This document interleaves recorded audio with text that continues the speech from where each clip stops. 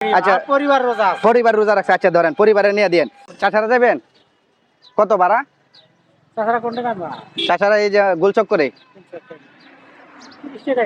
মানে 30 টাকা। আসলে টাকা নাই, এখন আমরা ক্ষুধার্ত মানুষে ভাত খাওয়াই ওই যে ইফতারি দিয়ে ঘুরে ঘুরে, মানে টাকা না, একটু নিয়ে দিবেন আপনি লাগাত। হ্যাঁ মাশাল্লাহ। হ্যাঁ আচ্ছা যাক, আপনার আগে ইফতারিটা দিয়ে লই আজকে আপনি। ধরেন রোজা তো রাখছেন না? আচ্ছা পরিবার রোজা রাখছে। আচ্ছা ধরেন পরিবারে নিয়ে দিন। ইফতারির সর্বপ্রথম প্রশান্তি হলো শরবত। শরবতটা দশেন যে কেমন লাগতেছে আপনার কাছে? ঠান্ডা লাগতেছে না? আচ্ছা যাই হোক, নেন আপনি, যে আপনার পরিবারের জন্য এই যে এটা, ঠিক আছে?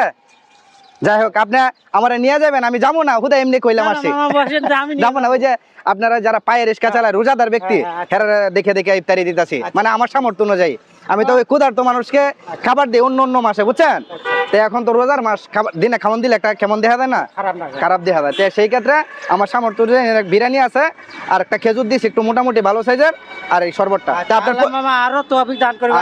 দোয়া করেন, আপনার পরিবারে নিয়ে দিন। হ্যাঁ ঠিক আছে, তা আসি, যাবো না এমনি কইলাম।